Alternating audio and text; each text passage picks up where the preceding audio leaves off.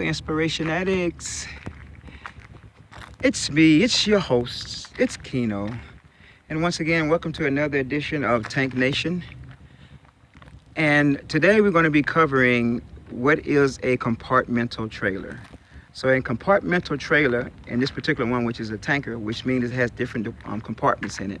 And each compartment can have a different chemical in it, as well as at different temperatures. But this one here is a rib trailer, which is mean when we say rib, we use the term rib like dinosaur ribs down the side, and it has no insulation. It's not insulated. This is an insulated trailer. It has the insulation, and we can keep products at different temperatures.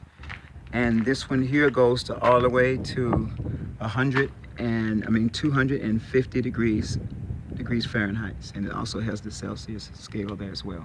So this is why it's called insulated, which means we can hold products at different temperatures.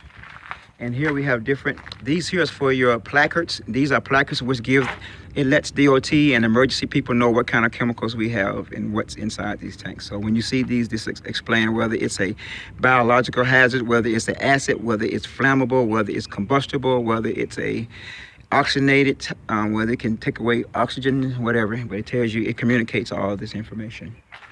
So the best thing for non-tank drivers, when you see some different signs and you see like dead fish or something, just get away from these tanks, get away from these vehicles.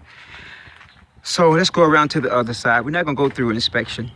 We're gonna go through, and each compartment has a crash box on it. And remember in the other segments we was talking about the crash boxes, but we will go into detail about these crash boxes.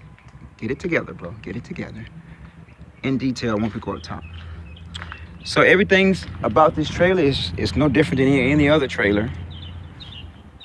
Nothing is different besides it having multiple compartments. And let's talk about these multiple compartments. So each compartment, and when it has multiple compartments, these tanks have baffles in them, which allows these chemicals to be separated. So they are all separated, which means that you don't have the slosh of the chemicals moving back and forth. So it rides very smooth.